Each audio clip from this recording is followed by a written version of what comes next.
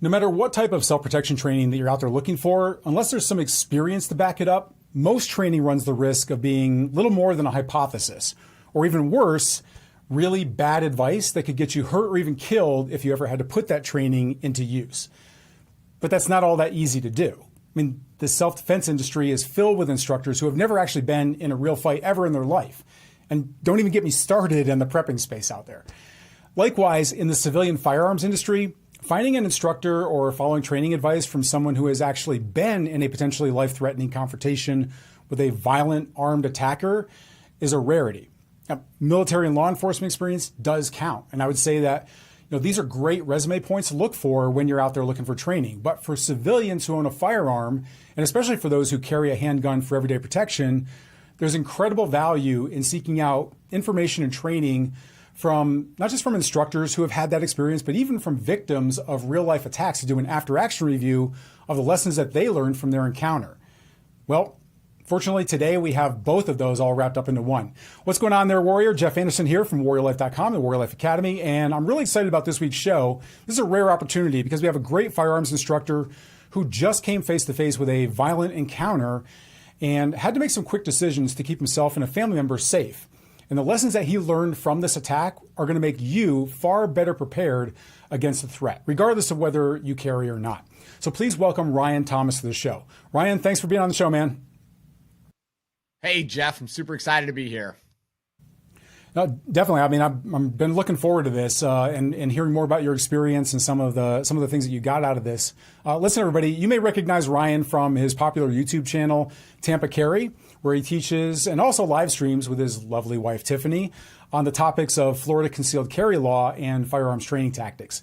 Now, as a certified NRA instructor and range safety officer, Ryan has built up a solid following of over 100,000 gun owners, selling thousands of copies of his books, which include titles such as Florida Concealed Carry Law, Florida Concealed Carry Shoot and Don't Shoot, and AR-15 Secrets.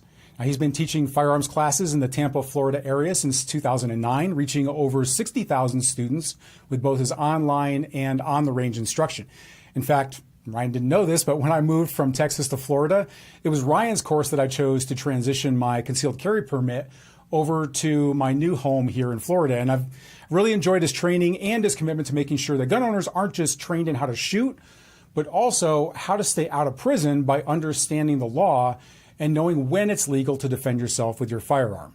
And this week, happy to say we're going to put all this training in one little episode here as we take an in-depth look at a recent encounter that Ryan and his young son had with an aggressive individual in public to grab some hard-earned lessons that you can apply to your own self-protection plan. Now, you can find out more about Ryan and his training at tampacarry.com, but you can also go over to his website at warriorcloud.io.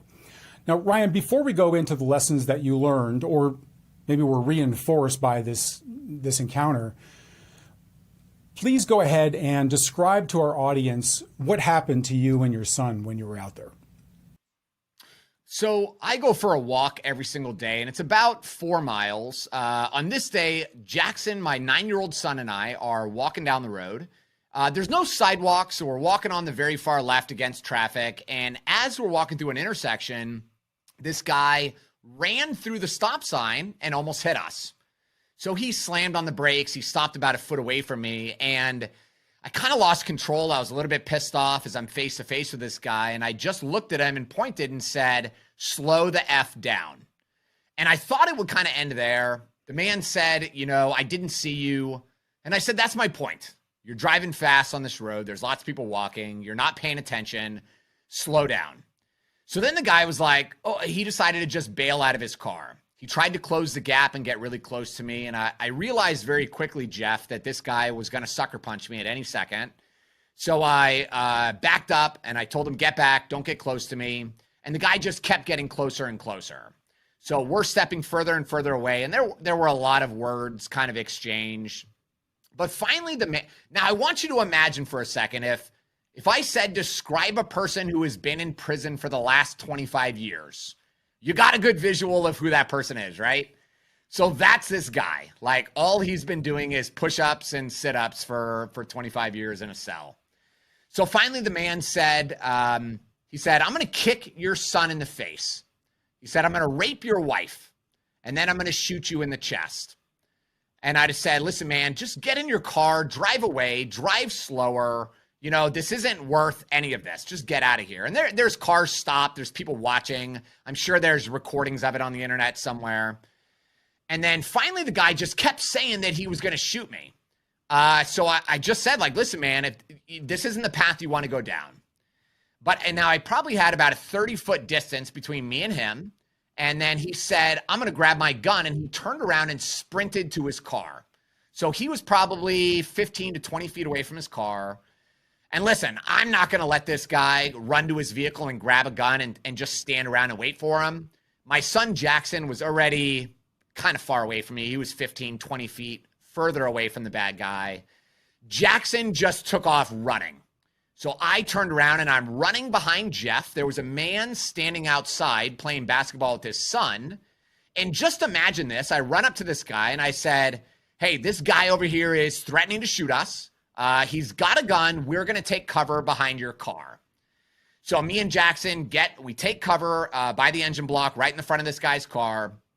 The homeowner got a little bit cocky and didn't realize the gravity of what was happening. And he kind of walked out to the street. This bad guy was now in his vehicle, pulling up to the house.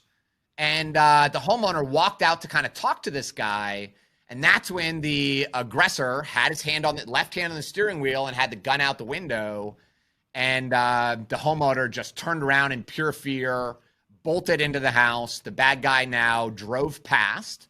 And once the bad guy drove past, me and Jax, the door was open. We just kind of pushed our way into this guy's house and said, we're going to wait in this house until the cops get here. Yeah, I mean, it's a pretty hairy experience, especially when you have a family member with you as well. I thought this would be a great opportunity to take this encounter one step at a time, to really look at the threat dynamics that someone may find themselves presented with some sort of a confrontation like that. So let's first look at things that stand out for you leading up to that moment that the man stepped outside of the vehicle. So looking back on it, what do you notice about how you were or weren't as prepared for either recognizing or avoiding the confrontation to begin with? So as soon as the guy slammed on the brakes and stopped in front of me, as I was looking at him through the windshield, I realized very quickly that this guy was very confused at what was happening. His eyes were very big. It almost seemed like he was on drugs or intoxicated because he was just very confused, or maybe he was just startled with the fact that he almost hit somebody. But either way, it just seemed like he was extremely confused. And that was the first signal to me that this is not a normal person. This isn't a normal situation. Yeah, I don't know if that answers your question, but that was the first kind of moment that I realized this is not what I thought it was. Just going to be somebody said, hey, I'm sorry. I was on my phone. I messed up. And then we just kind of like, it's okay. And then we just walk away. But that's when I realized this is going to be bad. Yeah, I mean, I think a lot of people either give the middle finger salute if they're pissed off or whatever. If it's a road rage incident, somebody cuts you off in traffic.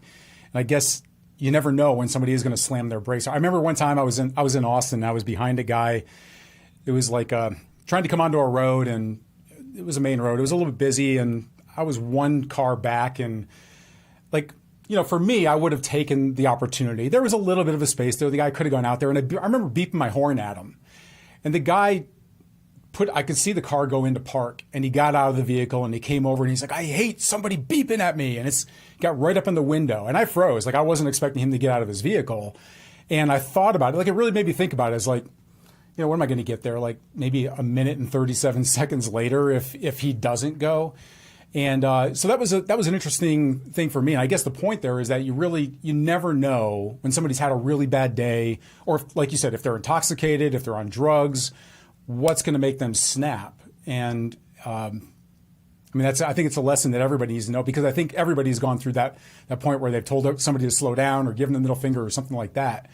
I'm also curious about when you're with your son. It's interesting that he was already a little bit away from you and took off running on his own. I mean, your family is well versed in firearms. That's your industry. You're in the firearms industry. Your wife, Tiffany, does the live streams with you on your channel and everything. So this is an educated family. Was there anything that he was prepped with ahead of time, or have you had any conversations with your family about what to do if there is actually any kind of a confrontation out there?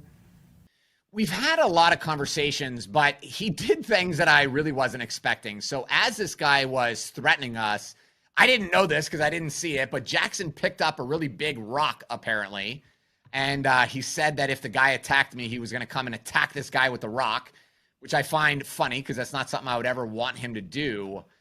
Yeah, I mean, we have code words in our family if, if something happens for them to run. But this was just very dynamic. None of that really happened. This was more intuitive. And he kind of just created the gap and got really far away from me on his own, which I was very proud of. Well, kudos to his intuition, right? Like that's pretty awesome. And it's interesting because his intuition was to also help out dad. When you're with somebody that you love and they're fighting you, like there is that. And I've seen this so many times in different fights. We've used this as an example sometimes when we do an analysis of an attack. And I've talked with my girlfriend who does carry concealed, and like I know she can defend herself, but I've told her if there's ever anything ever goes down, like you're going to be much more used to me by running away and getting help than you are to try and help. And she's like, no, I'm going to stay and, beat this guy up. I'm like, no, don't do that. And she's like, okay, I won't do it. It's just like, she's just not, I know it's going to be a struggle for her to just try and leave me behind. And so I think especially for children, that's a real hard thing, especially if they're not, they shouldn't be that familiar with violence, right? That they should be kind of in shock from it. Unfortunately, nowadays it's becoming more and more common, something that they really have to deal with. But kudos to his intuition. And I know that you did another live stream after the event where you had your kids on there. I thought that was awesome too, for people to really, people were showing concern about it. And you were talking about how, you basically let him talk for himself and give some perspectives that he got from it. So when this guy got out of the vehicle, it must have been a real kind of like, oh shit moment for you. And I know in the industry, we talk a lot about like the OODA loop, observe, orient, decide, and act. So what do you think are some of the most important things that you recognized as teachable moments from the moment that he stopped his vehicle and he got out and he started coming toward you with his threats? Well, so initially he didn't have any threats. Initially he got out as if he was going to have a conversation, which is one of the ways that I epically screwed up in this moment, because I still thought for a brief moment that I was having a rational conversation with a rational person. But then I saw how big the guy was. I saw how aggressively he was moving towards me. And I failed. I allowed this guy to get way too close to me in this situation. And that's when I realized this guy is closing the gap and he's going to sucker punch me very soon. So that's when I said, back up, get away from me. And I very, very quickly started retreating and creating a very large distance because I knew this guy was getting ready to sucker punch me. So that was a big mistake that I made, is that, I'm a rational person. I can have a rational conversation with you and we can talk about whatever mistake I made, but you can't talk to crazy people. You just need to keep a distance and keep yourself safe. Yeah, we oftentimes project our own, I'm a logical person, so every other person must be also, even though we know they aren't, but we oftentimes think that we're talking to somebody that has the ability to process there. I think it seems like some of the other factors that were present there, one, his size, and they're used to intimidating people. Bigger people are used to being able to intimidate other people and then backing down, and you're giving commands to back up. And if somebody has been in prison, that's any sort of disrespect can absolutely be a calling card for them to have to regain that respect back, just the way that it is in prison. Not speaking from experience, but I think the other thing, as far as, especially when it comes to the OODA loop, I didn't realize, but you said that there were a bunch of other people that were watching, there were other people around, and we oftentimes find in confrontations that there can be this pressure, this social pressure for somebody to do something. Right? Especially if they're the ones that feel like if you're giving the guy a command to back down and he does back down, then especially if there are people filming, who wants to have their, be on TikTok that night? Dude, you got punked by this guy and his little kid, the kid was going to hit you with a rock. And we never know what's going on in the other person's in the other person's head. But I think being conscious of those other things that are happening around, one, it's really hard to do, right? Your adrenaline must have been through the roof. You're wondering if you got your kid there with you, which amps things up even more. And we just get mono-focused in on the threat. Our brains are going to do what our brains are going to do. I think that with all the training that you have and the instruction that you're doing, I think it gives us a subconscious buffer zone there. I think that when we make it part of our career, our lifestyle, you carry every day. And so it's something that's always there in our mind. So it's not as much of a shock, I think, as to other people that have never had to even think about threats like that or anything. But that social pressure is definitely something that we've seen in fights, whether it's a fist fight, attacks like this. Backing down can be a really hard thing to do, right? Yeah, of course. I mean, but honestly, in this situation, it wasn't hard for me. The dude was very big, and I'm not going to win that fist fight with this guy. I know that very quickly. And I just wasn't going to stick around and just wait there for the guy to run and grab his gun out of his car and then get in a gunfight with these people standing there. Yeah, and it just happened quick. And frankly, when I saw Jackson take off running, it was kind of like I gotta follow him. I gotta protect him. He's the one that I need to keep safe in this moment.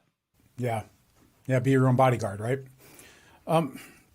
This guy had already threatened your life, and he went back to his vehicle to go get a gun and potentially even carry out that threat. So there's all kinds of legal lessons that are popping into this as far as like your response to it. And this is an area that you offer a lot of instruction in with your courses.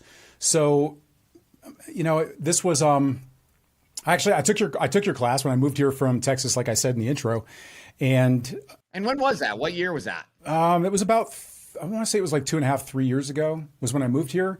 And I have Texas reciprocity, so I just kind of kept it for a little while, but I'm here now until I die, hopefully a long time from now. But yeah, it'll be, so I wanted to go ahead and just transition everything over. Saw your online course. Actually, I think my girlfriend's kids have also been signed up, did not take it yet. They just still have the coupon for it.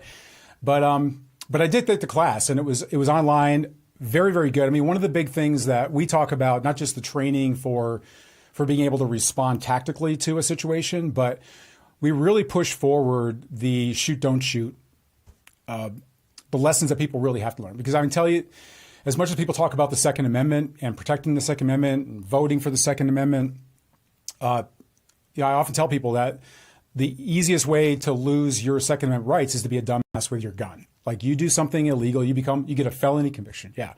So you're going to be the one that's going to strip you of your rights and potentially be showering next to the guys that you were defending against to begin with. And so I really liked your class a lot because my audience they've heard me say this a few times now. When I took my concealed carry class in Texas, it was like a 4.5-hour class. And of course, there's a legal portion to that. But the instructor for the class, we had maybe like 8 people in the class. And he was instructing, he got to the part where it was legal and he talked about the Second Amendment for, I forget how long it was, but it was probably for about an hour. He was showing videos of testimony related to the Second Amendment, why we need to vote for the Second Amendment. And then all of a sudden it was like, oh, shoot, we're almost done with the class. All right, I have to get through the legal side here. And so he's like, okay, slide. Okay, don't go into federal building, slide. And I was just like, we just gave these people the opportunity to walk around with a handgun every day, and we know how they're gonna vote in the voting booth, maybe, but this person who I believe as an instructor is entrusted with the responsibility to keep people out of prison and knowing what to do with their firearm really did a disservice that day.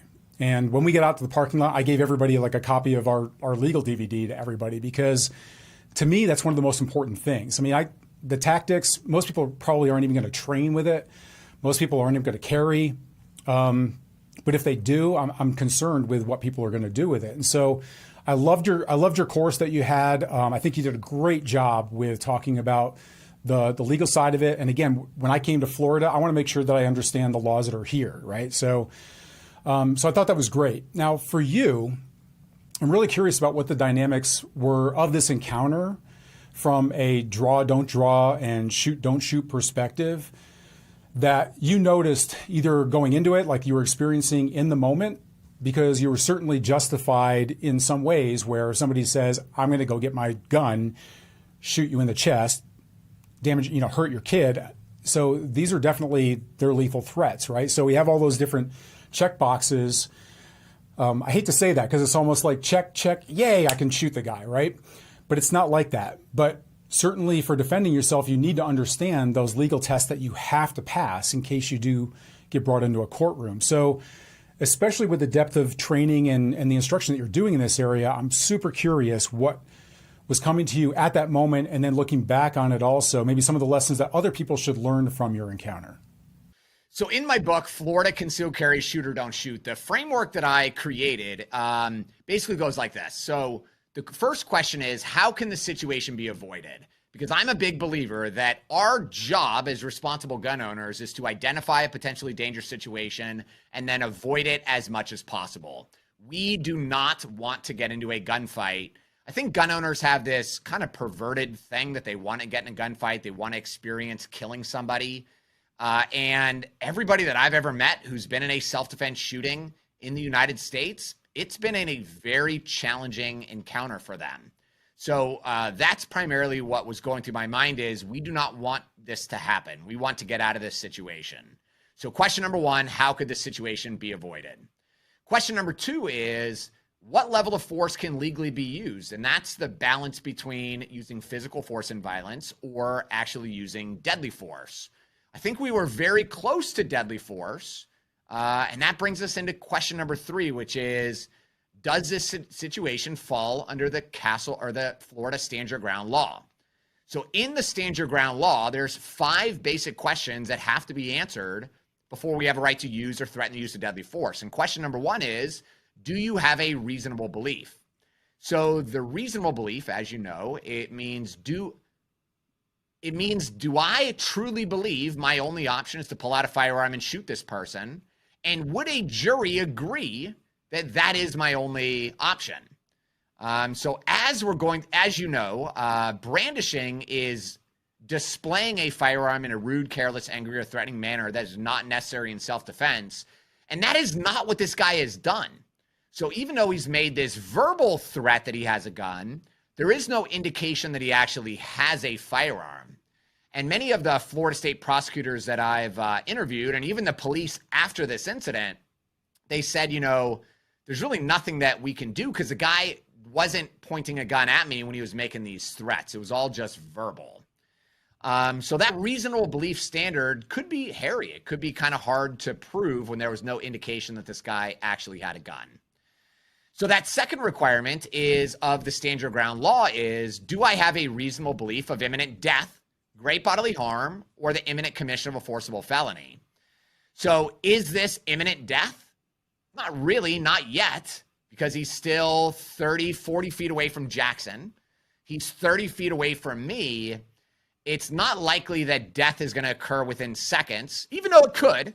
But again, there's no real indication that this guy has a weapon yet, even though he's making some very aggressive, heinous kind of threats.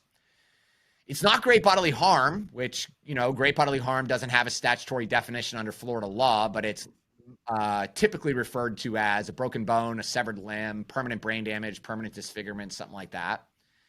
It's not a forcible felony yet. So there's 16 forcible felonies in Florida law. Treason, murder, manslaughter, sexual battery, carjacking, home invasion, robbery, burglary, arson, kidnapping, aggravated assault, aggravated battery, aggravated stalking, aircraft piracy, unlawful throwing, placing, or discharging a destructive device or bomb, or any other felony that involves the use of physical force or violence against any individual. So really none of that has happened yet. The only 2 that we're getting very close on is aggravated assault, which is using a deadly weapon without the intent to kill. So that's basically brandishing, right? If the guy would have had a firearm that he flashed, or maybe if he pistol whipped me, that would be aggravated assault. Aggravated battery is having a deadly weapon with the intent to kill, which means you actually used that deadly weapon. So I don't think we've crossed that line yet, even though we are extremely close. Does that make sense? Do you agree with that? It does. I mean, I think it's, first of all, it's funny, not funny that that many, like, it's like knowing all the states of the of the country to be able to spit them out. So it's interesting. And I think that there's a few key points there, I think, that you're bringing out. So one is the fact that you have this training, bringing back, because we talk a lot about the reasonable man theory, about how you'll be judged and based upon the information that you knew up to the point that you actually had to use force to be able to defend yourself, and that matters, like what you knew before that point. So if you knew this guy from the neighborhood or whatever, and you knew that he just got out of prison, and you knew that he was in prison for murder with a firearm, like all of those things can be brought into the courtroom because there were things that you knew, and they could contribute toward your decision to be able to defend yourself. What you learn after the fact doesn't mean anything, right? Like if you had to go to court for this, if you had to defend yourself, and then it comes out, well, this guy, like it's found out later that this guy was in prison. Well, you didn't know that, so that can't really contribute to your defensibility of your decision. But with you being in the industry, I mean, I think this is a curious little balancing point here, because when you just rattled all those things off, a lot of people will be thinking like, oh my gosh, like I've got this guy up in my face and I have to think of I have to rattle off the 16 different ways that I could be attacked. And like, nope. Wait a minute. Hold on one second there. Nope. Like that's a lot of stuff to try to think of when your heart's in your throat and your blood's pulsing through your forehead. And so it puts you under maybe a little bit more scrutiny because you should know better. Maybe if that's the way a jury could look at it in a courtroom, is like, well, you should have known, because a reasonable person knowing what they knew at the time of that attack, well, you're an instructor in these things. They could bring all of your videos into the courtroom and show, see, you said don't ever do this, and you did that. So there's that balancing act, right? Then there's also the other side of it, which somebody might take the opposite polarity and think, well, maybe if I don't know anything, then I'll have to ever answer for what I didn't know. Well, ignorance isn't a defense either. Like that's not going to work for you in a thing. So it's a balancing act. Michael Draka didn't know anything. Yeah, right. You remember Michael Draka? Yes, yeah. So that's the guy who decided he was going to be the parking lot police in Clearwater. And every single time somebody parked in a handicapped parking spot, he was just going to go out and boldly confront them, until one day he confronted this woman. Her boyfriend comes out, violently shoves Drake onto the ground. Drake pulls out a gun and shoots. So what was fascinating about that incident is Michael Draka truly believed that he had a legal right to shoot Marquise, who was the man that died. He truly believed it. And because he didn't understand Florida concealed carry law, Michael Draka said really dumb stuff during his interview with the Pinellas County Sheriff's detectives. So the officer said, and detectives are very smart, right? Like they're going to pretend that they're on your side. They're going to pretend that they show concern for you. So the deputy said, or the detective said, when you got shoved to the ground, what did you think was going to happen next? And Michael Draka said, I thought kicks were coming. But you see, that's not aggravated assault. That's not aggravated battery. That's battery, which you're not allowed to use a firearm over battery.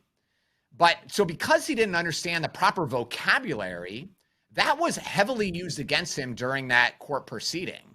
And that's why it's so important that if you're going to carry a firearm and you're really going to live this lifestyle, you have to achieve effortlessness. So one of my mentors, his name is Myron Golden, he talks about the 4 levels of learning. And the first level of learning is called unconscious incompetence. And that's when somebody has such a low level of understanding that they don't understand how little they understand about a topic. And so that's kind of like if I were to go talk to, let's say, an engineer. I think I understand things about structural engineering, but I really understand nothing. But if I were to spend a day hanging out with a structural engineer, I would move to the second level of understanding, which is conscious incompetence, which means I'm consciously aware of how little I know. And if I were to spend an entire year with that structural engineer, I'd move into conscious competence, which means I can consciously demonstrate that skill with the use of conscious resources. But that final step, which is effortlessness, that's when you can demonstrate a certain skill without the use of conscious resources. And that's what we're really trying to teach. And it sounds like that's what you're teaching your people also, is we're trying to help them understand how to move through, how to answer these questions, move through the OODA loop very, very quickly. You shouldn't have to think in a self-defense situation, is this aggravated assault or is this aggravated battery? That should be effortless for you because you've practiced it so much.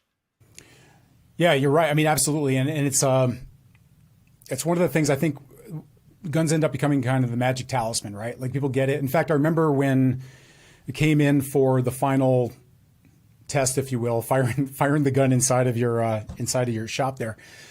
I'm assuming you do this with with the entire class, but you asked everybody while they're waiting to take their turn, like, so why did you sign up for it? Why do you want your concealed carry permit?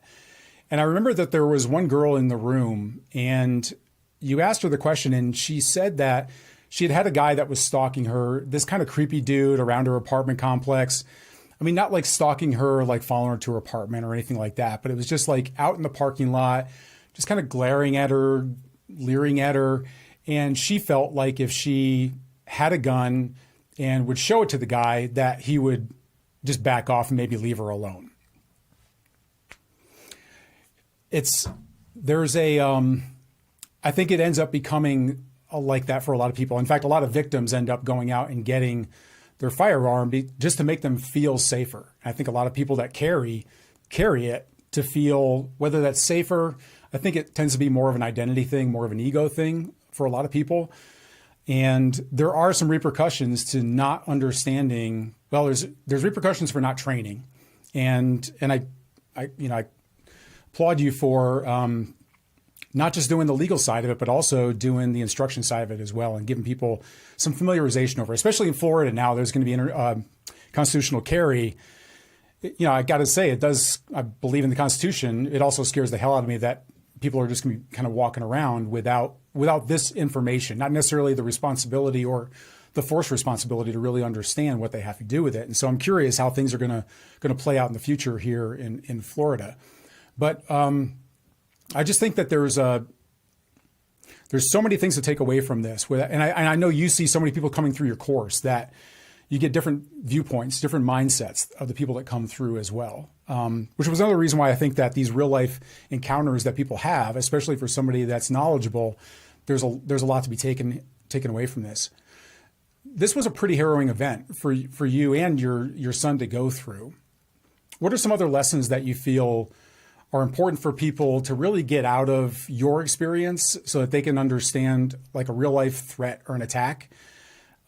Maybe that we haven't covered, or another thing I'd like to know is, in what way has this changed any part of your own self-protection plan or how you train for an encounter?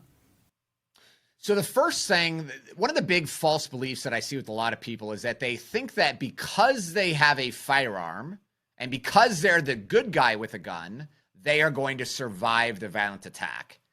People have this misconception, I think it comes from movies and TV, that they're going to rise to the occasion of a violent situation, when the reality is you're going to fall back to your highest level of training. And if your highest level of training is nothing, then you're going to do a lot of dumb stuff. You're going to make huge mistakes, and you're either going to end up dead or you're going to end up in prison. So that is why it is so important to make sure that you have more training and a higher skill set than the attacker. The big lesson that I got from this, which is I have to shut the hell up. So I should have, when that guy almost hit us, I should have just said, hey, sorry, and moved on with my son and just kept walking. I know logically that's what I'm supposed to do, and that's what my wife tells me I should have done. But it's very hard to do that in real life when you're emotional, and this idiot almost just ran me and my son over. I'm a bold person. I'm quick-witted. I say what I'm feeling. But if anything could have prevented this incident, it would have been that one single moment. Is me biting my tongue, not saying anything, and just, hey, oh, I'm sorry. Hey, you didn't see us. And then just continue to walk by. Because you cannot speak to crazy people. This was 100% his fault. He almost hit us, but you can't logic with them. You just need to keep your mouth shut and keep going, which is very hard for men. It's very hard for people like us. But just because you have a gun doesn't mean we're going to survive these moments. We need to avoid them really as much as possible.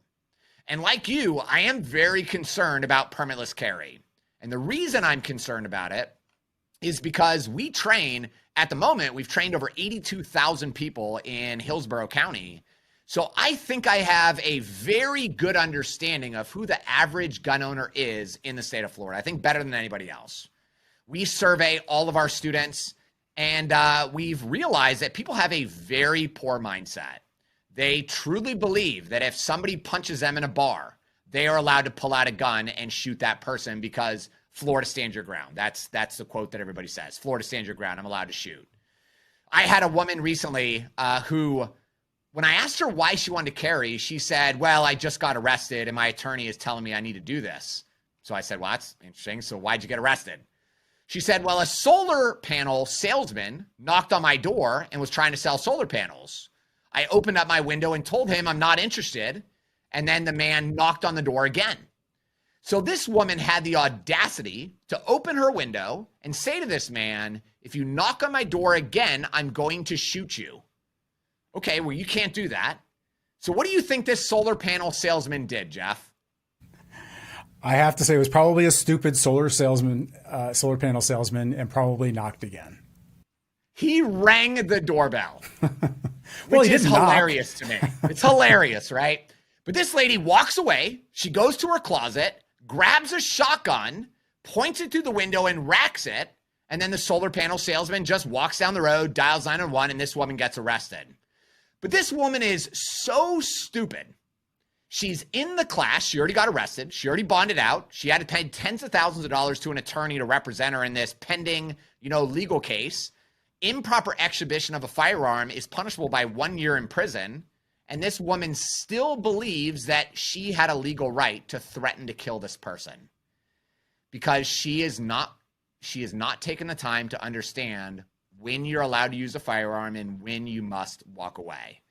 And that's what I'm concerned about with permitless carry, is that there's going to be even more of those people. I don't know if this is true or not, but I recently did an interview with a firearms instructor in Texas, and he was sharing a statistic with me that after constitutional carry became law in Texas, they had 24,000 additional firearm-related arrests in the first 2 months after that bill went into effect, which, if that's true, shows us that there's just more people walking around with guns without the foundational understanding of what they can and can't do with that gun, which is obviously very scary. Yeah, even without constitutional carry. I mean, I've talked to a lot of firearms people that have owned firearms all their lives. They train a lot. And when you start asking some of the legal questions, you realize how little they actually know, or how much, there's a lot of misinformation out there. There's a lot of just bravado. There's a lot of, the sound of a racking of a shotgun will scare anybody. Like, it's things like that. Or, I mean, in Texas, I had a neighbor who, born and bred Texan. And every year when we had our neighborhood, our neighborhood party, and the police would come out there as like a show of being part of the community, he would ask them every year, can I still drag them back into my house after I shoot them on my front lawn? And yeah. I know he was halfway kidding, but I also know the guy, and he was only halfway kidding. So it is, we'll see how things go. But I mean, I'm pretty sure if even people who before constitutional carry own a firearm, train with a firearm, and still don't fully understand their legal responsibility with a firearm, it's something that is a bit concerning here. And the thing is, and one of the things I really liked from just kind of following up a little bit more on your background and before the show and everything, is that your commitment to helping people understand that, with the purpose of helping the industry by being a responsible firearms instructor and a responsible carrier, and training those people to be responsible owners of a firearm. And I think that gets lost a lot. I think we talk about the Second Amendment. We talk, everything gets political about it. But I think that constitutional carry, for those people that want to just rah, Second Amendment, give everybody a gun, need to understand that all those bad reports, the 24,000 extra arrests in 2 months, don't do us any favors when it comes to not being portrayed as the gun nuts out there who just want to be able to, pew, pew, shoot up in the air, just like, Yeah. that. So we'll see. Yeah, this was, I mean, there's a lot of stuff here, Ryan. And you covered a lot of things also that I really want people to understand. Like, there are other consequences. So it's not, the movie doesn't always have a happy ending, right? You could get shot. I remember you talking about this also in your training after this event when you were talking with people, is you can get shot. Like, this guy could have followed through on every single one of his threats to you. Jackson could have been shot. And when it comes to training, it's not just firearms training. It's not just the legal training, but if there is an injury, if you're injured, if Jackson was injured, do you have first aid training? Do you have materials with you to be able to, I mean, to me, the worst thing that can happen is the feeling of, I could have done more to protect myself or not make a stupid decision and not watch my kid bleed out in front of me because of not making the right decision or not trying to avoid it, not trying to do anything like that. And so there's other elements to this as well that I want people to take away from this, as well as even from this woman's experience with, being stupid and threatening to blow solar panel sales guy off of her porch. But like, it's going to get expensive also, even if you're 100% innocent, even if you had every right to defend yourself with a firearm, no matter what it was, it's still going to cost you to go to court. It's still going to cost potentially, I think the average now is like $40,000 to be able to defend yourself, even if you're found innocent. I don't know what Drejka's final bills were, but a lot of those were probably paid from people over the internet, but it's not cheap. And I can, I've, from somebody who has been shot at and shot people and talking with other people that have been in firefights, law enforcement, military, killing isn't fun. Like, shooting somebody, as much as you think it's like the movies and you want to be John Wick, it's knowing that you took somebody, even if they deserved it, it's not what you think it is. And people really don't know how they're going to, I think there's a few things here. So one, you don't know how you're going to perform until you're actually put in the moment. You can train all you want, and that's the best that you can do. And that is what you can do. But then also the other repercussions that can come out of it that most people just don't even think about. They think about the firefight, they think about the training. That's all the hoorah, sexy stuff. But there's a whole lot more that goes into that responsibility for owning a firearm. Yeah, very true. Ryan, thanks so much. I really appreciate you sharing your story with us today and the lessons that are learned there. And listen, everybody, I really recommend, go check out, Ryan has a great channel. He's got a very loyal following online. You can go check him out on YouTube. Over at he's got Tampa Carry as his YouTube channel. He does live streaming over there with his wife Tiffany and puts out some great videos over there.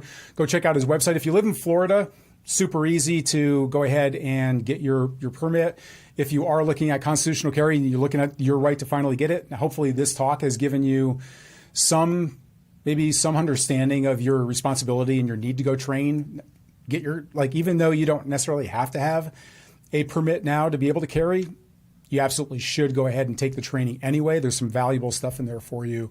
So you can go check that out over at tampacarry.com, or you can go over and check out Ryan's other site at warriorcloud.io, and you'll find his stuff there as well. So until our next broadcast, this is Jeff Anderson saying,